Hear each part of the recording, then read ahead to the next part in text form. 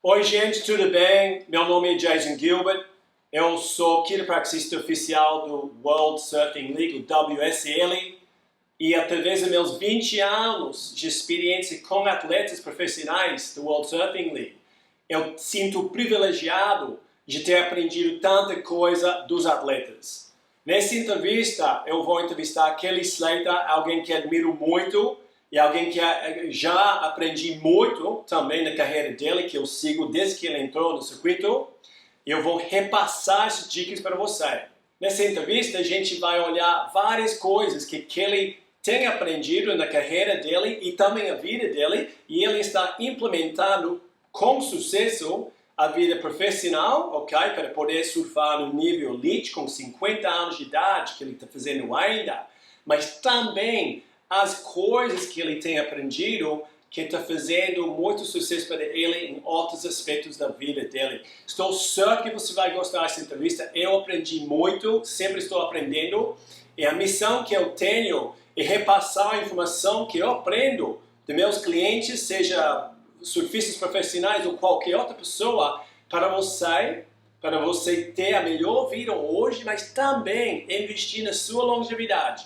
Então, se você é surfista, investir na longevidade no surf ou qualquer outro tipo de atletismo. Okay? Se você quer ser melhor pai, mãe, quer fazer seu trabalho de melhor forma, essas regras que ele vai repassar para a gente são básicas e podemos aplicar essas para qualquer coisa importante na nossa vida.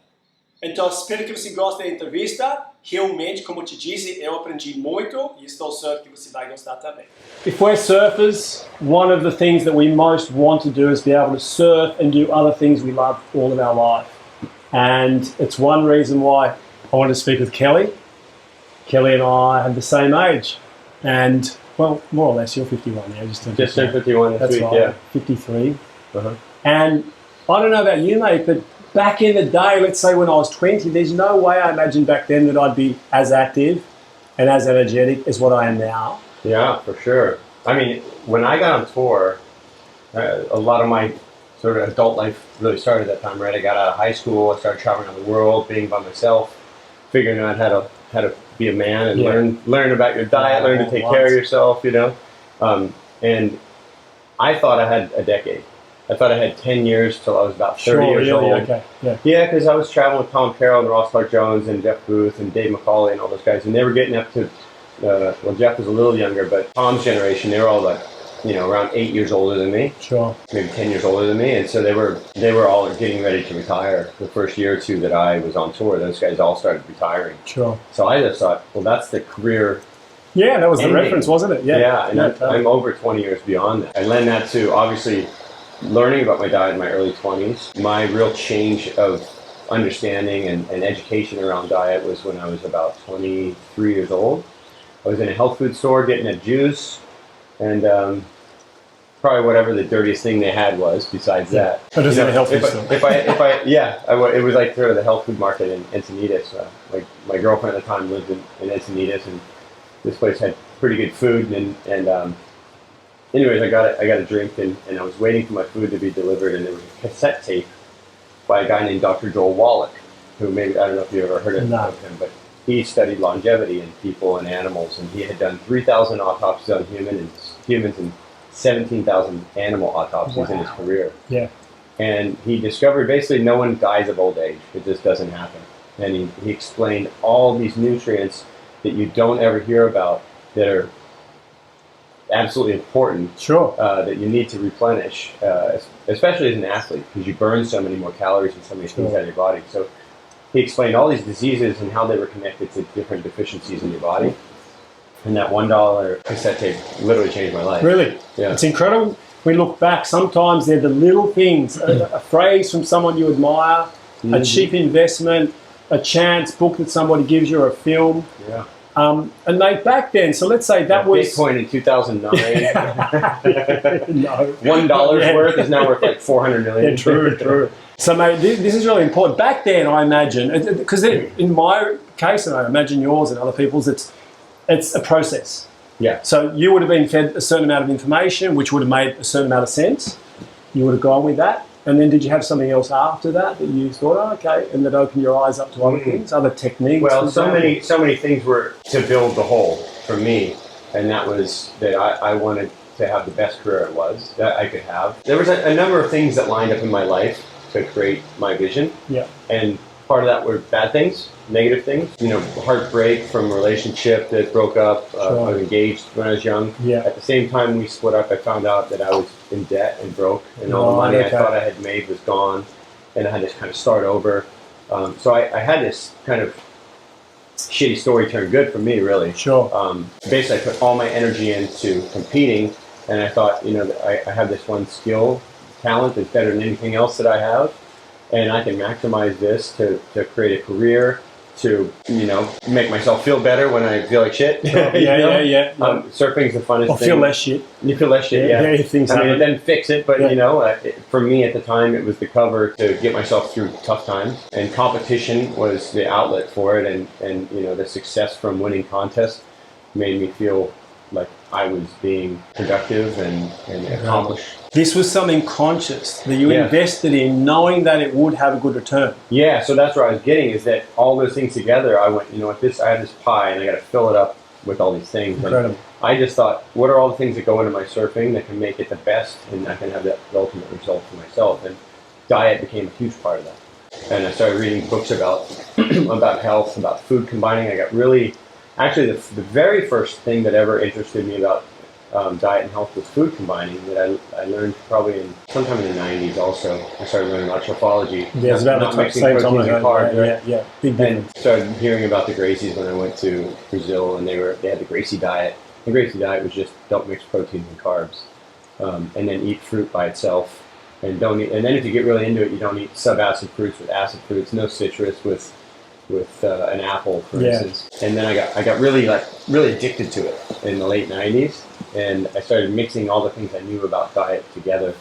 And Shane Doran and I were traveling together, and I basically started becoming like Shane's chef. It was almost like another way for me to test what I knew. True, you get the feedback from them as well. Shane's really conscious about his like weight and his like fat content and stuff. Yeah. But he you know, he would always just do the skin test, and he's like, halfway through that year, he's like, I've never been this lean before. Like, what's going on? I'm like, well, we don't need to sleep as much because we're not digesting as difficult of food. Yeah, you know, all the using as much together, energy. Yeah. And so, less energy going to digestion. You don't need as much food because it's more efficient. And so he was kind of my test case in that year. Incredible. And he just said, feed me, I'll just eat whatever you want me to eat. I was going to say also, I discovered how important combining certain foods was in Brazil. Yeah. Because I lived in Brazil for 20 years. Yeah. And Brazil, you've been there many times yourself, obviously, and you know how they've got per kilo? Yeah. Where you actually pay per kilo of food that you eat. So you get there and there's so many options, and you put everything on your plate. I've always thought that somebody should have one of those here on the Exactly, so it would be a good business model. Australia's probably too small a market, and Brazil's big population. Yeah, North Shore, like everyone's hungry and wants to go and get a quick meal that's healthy. Yeah, exactly. So it would kill it here. And they're healthy elements in there, aren't they? But what I did notice was when I'd combine chicken and even some gluten-free pasta and something else, beans and rice, so we're mixing protein, carbs and everything else, I'd crash. Yeah. And for years I thought that was normal. And then when I just changed, combining with that, that information about the food combining, honestly, it's really rare. I don't know about you. That meal, we'll talk about that, for example. I'd be really surprised if you crashed after that. And that's how I know when I'm eating correctly, that I don't crash after. Well, Dr. Mercola, years ago, I read an article by him, and he talked about how if you want to know whether your body works better on proteins or carbs, just eat a big meal of one or the other. Let's see how you feel after. If you fall asleep, then you should probably be eating the other thing. True, yeah, more predominantly. Good point. I actually don't even know how to pronounce his name. This doctor I've been watching on YouTube, this Indian cardiologist, but he lives in Florida. And he talks about how now in the Industrial Revolution, we're getting foods from all around the world, out of season, that were never intended to be eaten together. So you think of a caveman for thousands of years, just eating whatever they can find. A piece of fruit off a tree, you eat one food. You kill an animal, you eat that one animal, right? You're not mixing together There's not rice with that. There's not quinoa from South America with that. There's not a tropical mango dragon fruit from Asia. Yeah, exactly. So, and then to get into the whole idea of like taking barley, different grains, and crushing them into flour that exponentially increases like 100-fold the surface area of that, and then lining your gut, and blah, blah. So, and I know I'm going over a lot of different things I put together over the years, but essentially we evolved genetically, and now we are dealing with hormonal imbalances with the insulin level spiking. You know, you're eating 3, 4, 5 times a day, snacking in between meals, and you're getting all the sugar and everything. I mean, the amount of sugar that we have, the amount of flour, the amount of seed oils, all these different ingredients. It's not uncommon for someone to have a meal that has 100 ingredients. For sure. As a result of, and they're sick as a result of deviating so much from the genetic needs of our cells. Yeah. So I've often thought, how do you find the perfect thing for your body, for your needs, for the right time of day? I mean, because you could say, okay, here's the basic thing I should eat. But then if you need energy, or if you're trying to accomplish a certain thing with your body, you might need a certain thing at a certain time of day based on the circadian rhythms of your body, based on the time of day, based on how much you've eliminated. Yeah. It's really complex, and I find it fascinating. I love it because it for one, it's changed my life. For two, it's changed my girlfriend's life. Kalani, when we first started dating, she had a lot of autoimmune issues, and she doesn't mind me talking about it. You know, when it's helpful for other people, people should share their stories. Sure, definitely. And she had 20 years of being on methotrexate and all these pretty gnarly steroids and stuff for autoimmune. And she didn't really want didn't want to know anything about doctors. She had been to tons and tons of doctors for 20 years, and she just goes, "You just tell me what to take, and I'll do it." I remember this. Yeah, she has actually gone way beyond me, and she's super passionate about it. She gets mad at me if I don't take my vitamins and eat the right thing, start my day, finishing my day. And she has learned enough to basically heal herself through the people we've met around the world. We've seen geneticists, we've seen naturopaths, we've seen all different modalities of doctors, and trying to put it all together. And, you know, at the end of the day, you got to go on the results, and she has found the thing that has helped take the inflammation out of her body through an anti-inflammation protocol, through different nutrients, through finding what food she's allergic to. So it's complex, and it's pretty expensive to go really thorough. Yeah, like food allergy tests, different blood tests, inflammation specialists markers in different parts of the world. Yeah, but I mean, why else do you have money? You know, you should spend money on yourself for your health. They say that an investment in health gives a 2,000% return. This is a Harvard study from years ago. It's incredible, isn't it? When you think about it, that could be money, but it also could be time. Health and pleasure. Pleasure, yeah. Yeah, quality of life. I mean, I watched my dad die from cancer. It was really hard to see, but at the same time, he talked a lot about the quality of his life and the protocols he was doing, and how he didn't want to do certain things that were going to vastly change what quality of life he had left.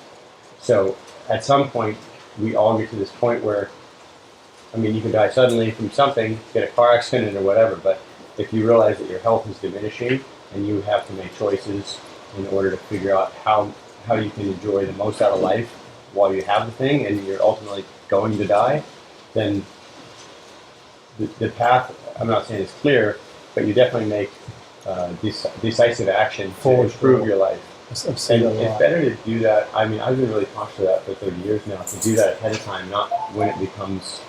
When it's too late, not when it's crisis management. Yeah, you don't want to go crazy. And mate, also just back to Kalani I mentioned before, last night when I was working on her, I actually asked her, like, hey, do you notice certain foods that aggravate the condition? Yeah. And this is the beautiful thing, that because there's been a certain amount of time dedicated to a lifestyle and health, she said that she'll eat certain things that will take a few days if she has a few days in a row. And maybe she won't feel it at all. And you'll notice that. And what I see, and I've only realised this recently, but inflammation's like an almost full bottle.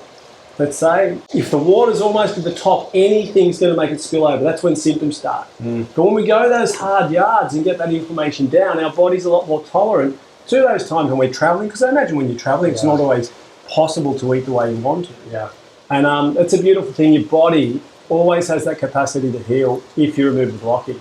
Yeah. Mate, back to the Indian doctor you were talking about. Oh, yeah. So what I wanted to ask you there, you're mentioning that, like he made that point of back in the day, we would eat seasonal fruits and we'd eat what was available to us, but we'd also go a long time without being able to eat because we couldn't program our next meal.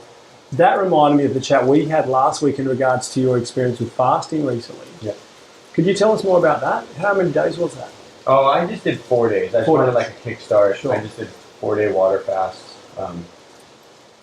From that, I've actually had a few friends do water fasts themselves. Yeah. How's the feedback on that? It's been good. Yeah. Everyone feels that like that second. I got a message from a guy yesterday who I met in Barbados randomly. He lives in, he's from England. I think he lives in Thailand part-time too, but we talked about it. And he was talking about some health thing he had, surgery he might have to do, and he wanted to drop a few pounds. And I started talking about my water fast I had just done. And so I did the water fast, then I got into intermittent fasting, so don't eat after dinner until like at least midday the next day, and then same thing over and over. And when you get in that pattern, it becomes pretty easy. So many people think breakfast is important, and it's really not. It's not important because from what I'm reading, your liver is producing enough of the energy you need through glucose in the morning. So when you wake up, your body knows. I talked about circadian rhythms. Your body knows the patterns that you need. It knows how to. It's smarter than we are. Yeah, sure. And it doesn't think. It's just doing what it needs to do. And so it knows when you wake up, you need some energy. So it provides that to your bloodstream. So you don't really need to go and eat a sugary breakfast stuff. You don't eat pancakes with the syrup and all that kind of stuff. Or anything. I wish I realised that 20, 30 years ago. Yeah. That would be one of the greatest health, discoveries for myself in the last 10 years. Why didn't I start skipping breakfast earlier? Yeah. But one thing I say to people when they ask me, why is fasting, a lot of people know I've fasted or done master cleanses or whatever. Why is that important? Well, first off, your digestive system never rests. Yeah, exactly. So you need to give it a rest. You need to let it heal and relax and stop stress. It's constantly stressed. Yeah. Maybe we should have 30 or so grams of sugar in a day. And right now, basically any drink you pick up in the store has 28 to 40 grams of sugar in it. One single drink. Just one drink. Yeah. And that accumulates, doesn't it? Yeah. I saw some kid on TikTok the other day mixing 2 different types of Mountain Dew together, 2 big ones, and he just downed the whole thing in about 5 seconds. He just like breathed it in, like people drinking a beer as fast as they could. You see that in cringe now. The poor kids don't understand, do they? Yeah, no, it's might have been crazy, me back in the day. Well, your body can deal with it when you're younger, but over the long haul, it cannot. And I've been thinking a lot about sugar spikes. You get low blood sugar. I got to eat. Why is that? What is it? What did you eat also to cause that? Yeah. Why is the body reacting in a way that's so spiked out? And the insulin levels go crazy in your body, and we have an absolute epidemic of diabetes around the world. Sugars and processed grains and all these things, alcohol, too much of eating, all these kind of things. I mentioned this online the other day, and I saw somebody write back and say, "No, you got this totally wrong. It's because of red meat." And I'm like, "You're out of your mind." What's because of red meat? Red meat is causing diabetes. Right. Okay. And I said, "Show me any literature that says it's from red meat." It's basically a sugar disease. Sure. And overabundance of sugar in the body for long periods of time. And maintaining inflammation and keeping glucose and insulin levels elevated. Yeah. And another thing that we touched upon before the interview is actually high stress levels. Yeah. Because when cortisol was taken high and left at that level, back in the day, cortisol would only spike, right? So that would be there to help us survive an attack or run from it. Mm-hmm. We needed an upregulation of glucose for energy. Mm. But if we take it there and hold it there, we're getting that as well at a prolonged period of time. So diet's incredibly important, but we've got to understand what causes stress. A bad diet can cause stress. Thoughts can cause stress. Like you mentioned when you're at work, family, financial problems, that's exactly right. So actually, mate, if I can deviate towards that, is that something that you've related to at certain times in your life and looked at, like, for example, the stress that you might encounter when you've got, 40 or 50 foot wave in front of you, as opposed to, you mentioned before, when you had the money problems when you're younger. Yeah. Any effects that you've observed? I'm actually really starting to connect the dots. That, like, it doesn't have to, because your mind can be in a certain place. Well, just to address what you said, like, let's say you're surfing somewhere dangerous, Chopu, for instance. Yeah. You know, the other year in 2014, we had the big year at Chopu. I made the final. Remember that? Yeah, I remember that. I was there on the channel. And I had only paddled it where it was like on the verge of toe size maybe once before that, and didn't really get my fill and really, you know, get myself amongst it like I should. And so that morning, the contest was going to run. It was really big, and I pulled up, and I went over, paddled, and sat in the channel. Went, you know what? I actually don't know how to approach these waves in the most aggressive and safe way I can. Because you didn't have a reference. Yeah, and so I said, I'm just going to watch. I know a couple of these guys who are out here have. Yep. So I sat in the channel. I watched Ricardo dos Santos catch one that I couldn't even believe he could paddle into, and he did it. And he didn't make the wave, but he made the drop and pulled in. He just was too deep. I started to kind of calculate it, and also think about all the people I'd seen tow into 30, 40 footers there and eat it and survive. You know, so to me, it's like a calculation. You kind of gauge what risk you're willing to take, and if you're willing to take that risk, don't have stress about it. You've made the choice to do it. You're willing to deal with the consequence of that. So fear is, you know, people say fear is only in your mind. It really, truly is. Like when you deal with life or death situations on a day where you might drown, you might hit the reef and, you know, get cut up or whatever, get injured. You're choosing that. There are things in the ocean that are out of your hands. Out of your hands. Yeah. You're also choosing that you might be in those situations. So you got to be prepared mentally, and there's really no reason. You have to play mind games with yourself to some degree and pretend that you don't have that fear if you are getting scared. Because you need to keep those cortisol levels down. You need to keep your heart rate low. You need to save that oxygen in your red blood cells. You just need to try and laugh in a situation that could be terrifying. And we all learned that from our friend Todd Chesser, who ultimately did drown surfing. But anytime we get caught by a big wave, Todd would look at us and start laughing. You know, put up, and it would release that pressure. It would like, oh, well, maybe this isn't so scary after all. At least he didn't think so. At least he doesn't think so, exactly. So, and he might have thought, he actually was probably doing it because he had some fear too, but he went, this is the best way to deal with it. Yeah. So, but in that particular event, I really had I wasn't scared at all. There was waves that were massive, too big to catch, too big to paddle. And there were these waves, these sets would come in, and the final day, there was probably about 30 waves that came that were too big to paddle. You couldn't get in. You wouldn't need to be towed. It was just too fast and too much. You know, logistically, physically, you couldn't get into them at the right angle or speed. And I paddled for one that was right on the verge, like probably maybe a little bit too big or right there. And I was in a heat with Owen Wright and I forget the other person. It was a 3-man heat. And I paddled, and at the last second, I backed out, and I got the craziest adrenaline surge. I almost threw up. I had to start screaming to get it out of my throat. Yeah, right. And my heart was just beating, and I just remember I was like, I expressed it like as anger because I missed the wave.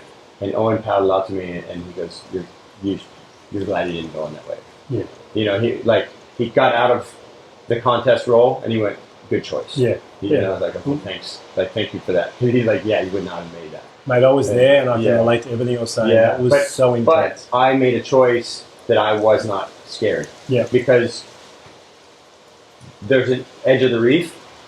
No matter how big a wave comes, you can be on the outside edge of that reef.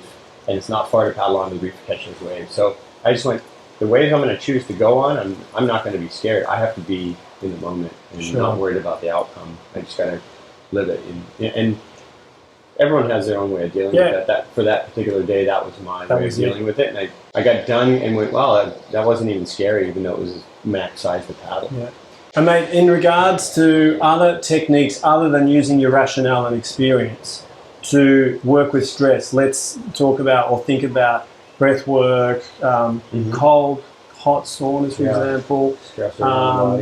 Herbs, I don't know. Have you done anything else to do, sort of give that priority? And this is important also.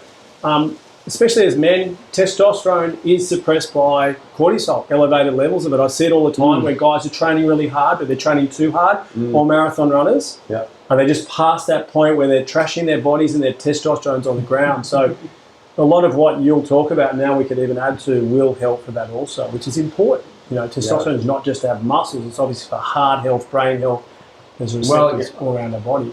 Unfortunately for me, I haven't consistently tested my testosterone levels ever. I mean, the last time I tested them was probably like two years ago or something. I regret not doing mine when I was 18. Yeah. So I've got a reference.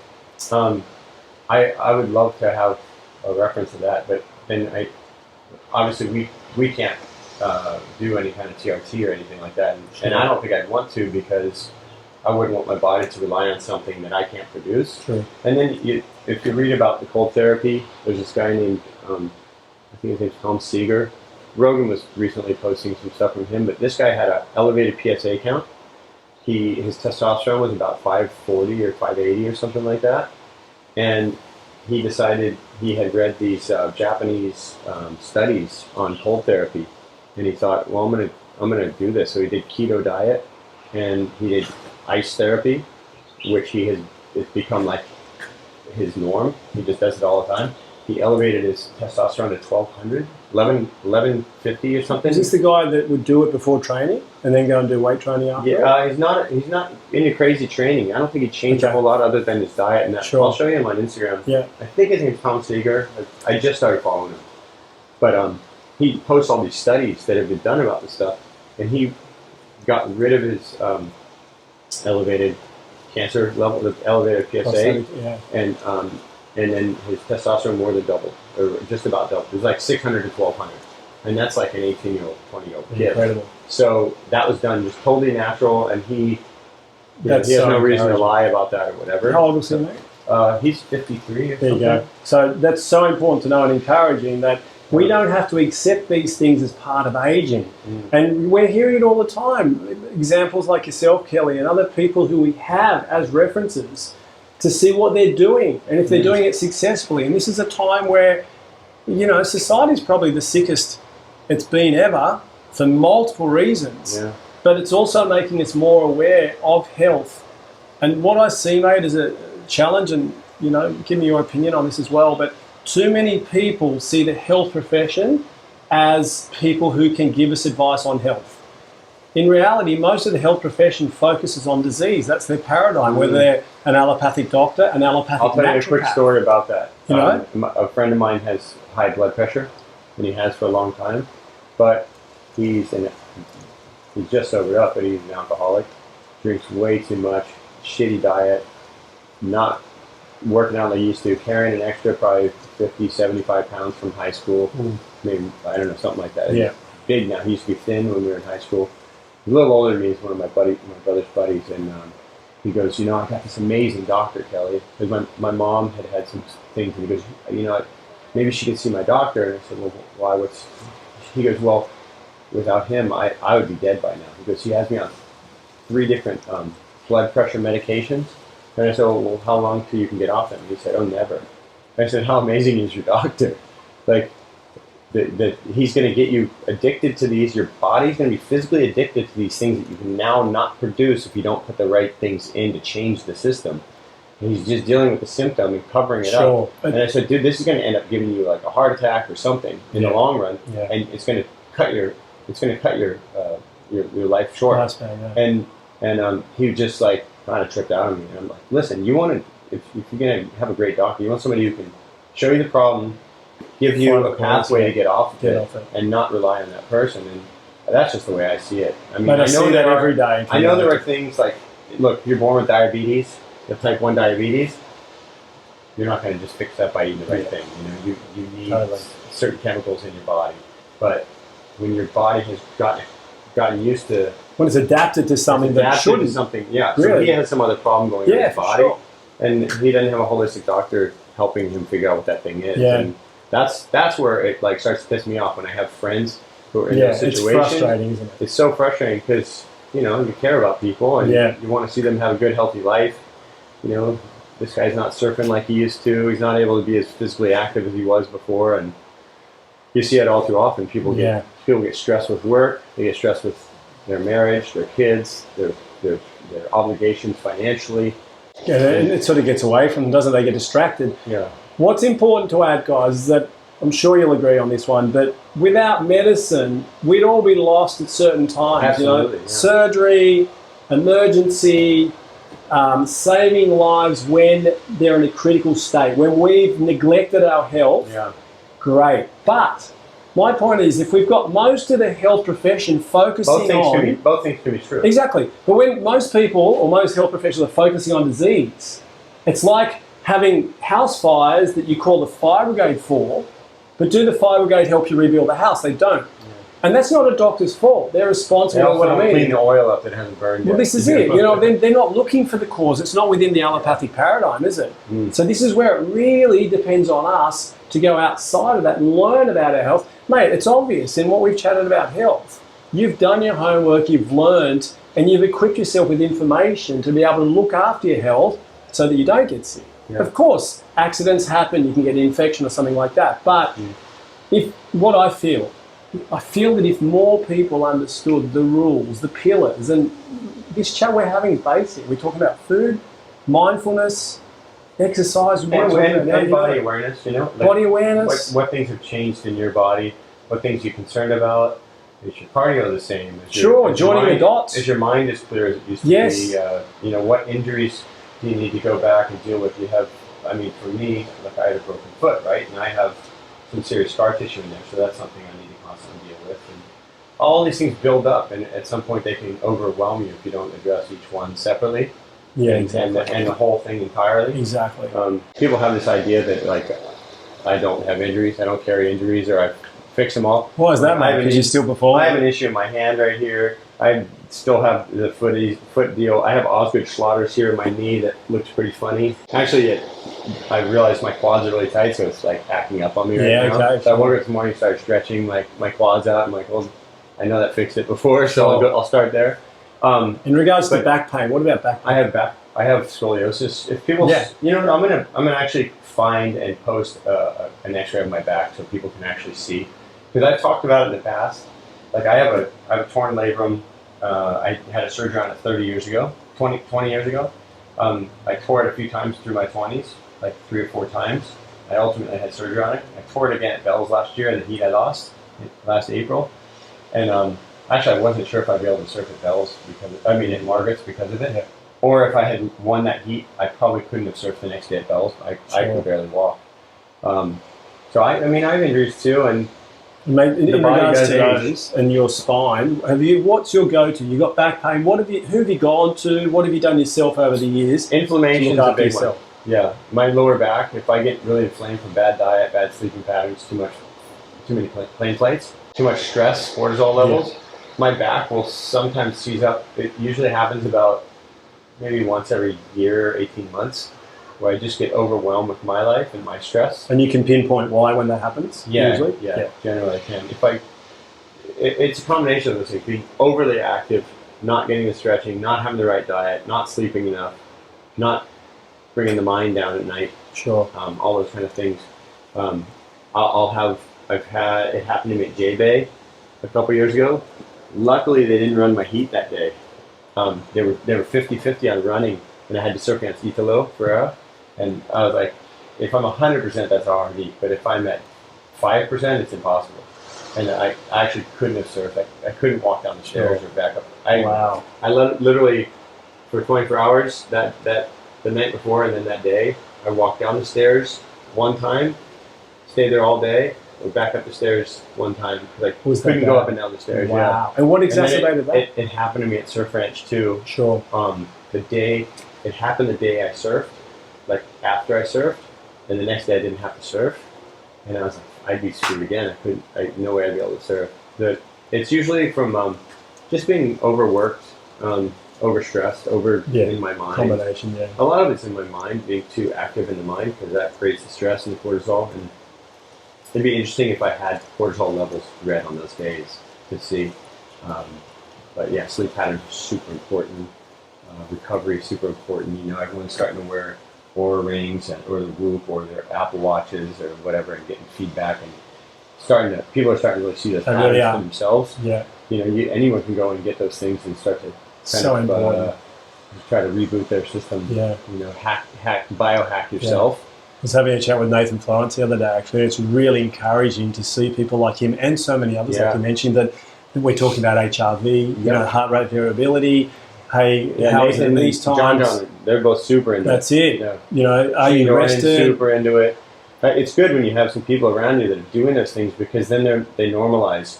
Like, oh, this is like something we can do. It's and not learn so from. fringe, is it? And, you know, marginalised there.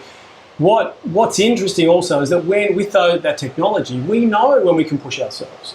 Or we can be aware, hey, hang on, my scores are low, my heart rate variability is low, my amount of deep and REM sleep was low. Okay, today if I train, it won't be so hard. Or maybe yourself, I go for a surf, it might be half an hour and not 2 hours, you know. So it's that whole thing of understanding your body's your machine. You know, like you're the captain, you're going to push it, you know, are you going to push it without knowing if you've got oil in the tank, or you're just going to go conservative with this technology that helps you. You know, I think it's an amazing thing. And mate, anything else that you rely on to gauge your health, fitness? You mentioned the exams before that Kalani did, for example, blood tests and stuff like that. Is there anything that you do regularly to monitor where you're at? Just feel how I feel, you know, just see how I feel. I mean, I would like to do more testing and stuff, but if I'm generally in good health, I just feel like I'm doing the right thing. Obviously, anyone who has a little bit of a health crisis, then you go and you react and go figure out what it is. So I'm not regularly doing any kind of like testing to know. I wish I would. Maybe I should quarterly do something. You know, I have the means to do that, so it would probably be something helpful for me and good for my career and my competing to know those things and draw some kind of equivalence from how I feel to what the numbers are. I mean, that question was just out of curiosity, because in reality, this is what I believe, if we adopt the definition of health as 100% cell function, as opposed to, you know, how we look or how we feel, then we know when we've got a sufficiency of nutrients and a minimum of toxins, which isn't always possible when you're traveling, for example. And if we strive on a basic level to do that, and, you know, we still haven't talked about your lunch, by the way. We also just in a super brief comment, talking about the water fasting and detoxing. So day 2 of my friend that was just with me, my business partner Jeff, he is doing a water fast currently. About a week ago, I said, hey, you should think about doing this water fast. And he goes, I'm going to do it when I get home. And he's a man of his word, and he's not like a super diet-focused guy. Like, he's generally pretty healthy, but he's not over the top. But he's an ex-athlete. He was a pro water skier. He gets it. And he goes, you know what? You inspired me to do it. I'm going to do it when I get home. And I'm in one place for a week. I'm going to do my water fast. So he's on day 2 right now. I said, look, day 2 is going to suck. You're going to feel detoxing. You might have headaches. You might be irritable with your wife. You might not want to do any kind of like business stuff that day. Just drink more water and put some salt in it, maybe some electrolytes. But your stem cells start to enliven, apparently. This can all be tested. Autophagy, you speed up programmed cell death, which doesn't always happen when we're overloading our system. And you have a caffeine detox if you're into coffee. So he's into coffee, and so he's not drinking coffee. So incredible. He's great. He's probably going to have headaches. I said, just be ready. You know, day 2 is the worst. Day 3, you can start working out. When I did my last 4-dayer, on day 3, I did a full-on workout, like pretty intense workout. I surfed and I golfed all in the same day. It's incredible, isn't it? Had level energy the whole day, and I just kept pounding water. And at some point, you actually don't want to go eat again. You're like, oh my gosh, my body actually feels this good, and you can keep pushing. And the other guy I told you messaged me yesterday that he did a water detox. He only did like 24 hours, and he's like, man, I felt great. And I said, why didn't you do longer? He said, I have to do. He does Muay Thai, and he said I have to train and have something happening. And I said, well, next time try to go 3, 4, 5 days. And he's like, yeah, I'm going to do it next week. So he had something this week he had to do. Mate, I was going to say, how good do you feel being able to help people you care about? Do you know what I mean? You've been there, you've had the information. Even people I don't know. Well, it's almost more rewarding in some way. You know, it's great when it's a good close friend, somebody you love or care about, and you see it change their life. But also, if it's just some random person you put an idea in, that spreads out to so many other people too, to their families and their friends and their circles. And one time I was talking to Trevor Hendy about doing a master cleanse, and he had never done one. And I kept talking to him about it, blah, blah, and it was like, I was just like all talk, and he messaged me, and he's like, oh, I'm on day 3 or 4 of my master cleanse. He's like, you're never going to start. Just challenge me. I was like, and I started that day, and I went 10 days, 9 days that time. You don't challenge athletes and expect them not to do it. I was like, okay. So, because I'm the one who influenced him to do it, and he's like, now you're just like leaving me hanging. So we're on the other side of the world from each other. So I started it, and it was amazing. I lost about 10 pounds. Fantastic. Were you doing that at the same time? Yeah, I did the last few days. Because that's another halfway through, isn't it? Doing it with friends. You got it. It's important to do it. At least have some kind of support. Somebody who tells you what's going to happen or what you're going through, or they're going through similar things. It's super important to feel like you're not like going crazy, because your mind, when you detox and you have like 10 to 20 times the amount of toxins in your blood system, that you're not like just going crazy. True. You actually like let somebody talk you want to know you're doing the right thing, don't you? I've been there myself. Yeah, why do I feel so absolutely crap, man? This is supposed to make me feel better, but you got to go through that like, I feel really bad, or I feel really bad down here before I can get back up there. So it's like a little heartbeat, over a few days or a week. And that's what I always say, that the road to health isn't always pain-free. Let's imagine someone's addicted to painkillers or heroin. They're not feeling too good when they go cold turkey, are they? But they're getting healthy. Yeah. This is a similar type thing, when we work with detox patterns and all the rest, people are always writing saying, like anything that's good for you. I think, even a simple, honest truth to somebody you don't want to tell them, it's going to hurt for a second before it gets better. And you know that pain's coming. We're expecting it. And it sucks. And then you get through it and you actually feel cleansed, in your soul. And but it's that first step of, I got to admit I'm wrong. I got to admit I did something that I shouldn't have done, exactly. whatever, But our lifestyles have become that way too. So it's all a kind of a metaphor for itself. There's similar patterns run through all those things. So I was going to say, you help, like when we're helping people around us, people we care for, and people who don't. Can you imagine a world where we are slowly shifting the amount of people that are sick to a healthy state? Hey, that's easy for everyone. That's a society that's getting on, that's doing stuff together, that's getting towards common goals, more aligned, obviously. So there's so many benefits of focusing on your own health, focus on your partners, your family, your friends, and that will just... I also find during detox cleansing, I feel like I have really like radical epiphanies of like truth. It's so true. I felt the same thing. Felt the same thing. It's been around things in business and work and stuff for me that have had major consequences. Not only just like personal situations. Incredible. Yeah. We saw the breakfast this morning, or I saw it. Sorry, Kelly's preparing it. And we were talking about all of these amazing aspects of that. Could you talk us through that, mate? What's in there and why each one of those things is in there? So this is just like a tuna salad. This is just literally canned tuna. But I mixed in an avocado, some avocado oil, mayo, just a tiny bit. Sure. And then some spices, just some salt, a little bit of chili powder, lime juice. And I like a little bit of heat, so I put a little bit of sambal that my friend's wife made. It's like garlic and some chilies. And mate, how would that compare to your breakfast 30 years ago? Oh yeah, my breakfast 30 years ago was just sugar cereals. Yeah. I mean, as a kid, I used to actually eat Rice Krispies with about 5 or 6 heaped tablespoons of sugar on them. So I had like a sludge of sugar at the bottom. And so I had that, end up with that milk and sugar. I couldn't relate because I did the same thing. Man, it was like awesome. It's so good. Because we'd have Nutrigrain or other cereals that are apparently healthy.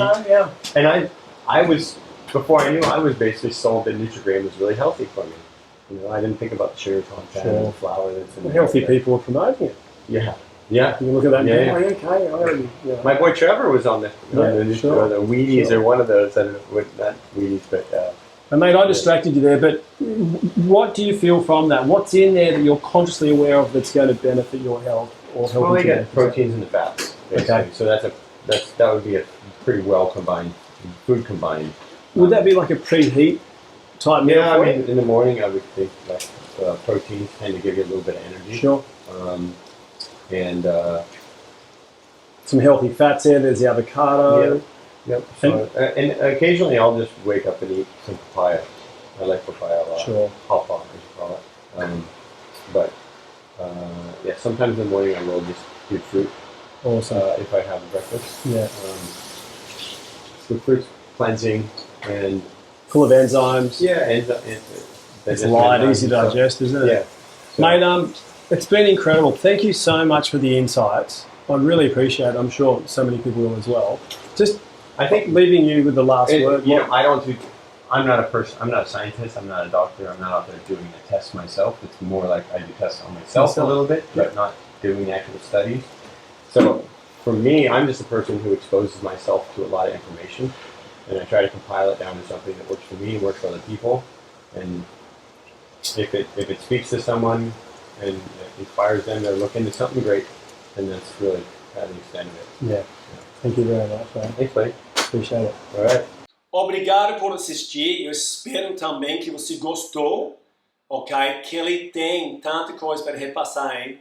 Como vários outros atletas têm para repassar para a gente. Eu vou estar entrevistando mais pessoas e repassando para você nesse canal, ok? Então, por favor, se gostou, pode se inscrever e também caminhar para outras pessoas que vão gostar de aprender. Que eu gostei dessa entrevista. Kelly tem aprendido tanta coisa na vida dele, através de viajar ao mundo, aprender de várias pessoas, e tem implementado com sucesso na vida pessoal e profissional para ter os resultados que todo mundo sabe. Mas você vê que são hábitos, são práticas e são básicos. Ok? Não é tão difícil entender as coisas que nós estamos falando. Então, por favor, dá realmente a prioridade para a saúde. E se você é surfista, sua longevidade no surf, ou qualquer outra coisa que você gosta, seja jiu-jitsu, tênis, futebol, vôlei, ou a vida em geral. Fica ligado aí, eu vou estar lançando mais vídeos para você em breve e até a próxima vez.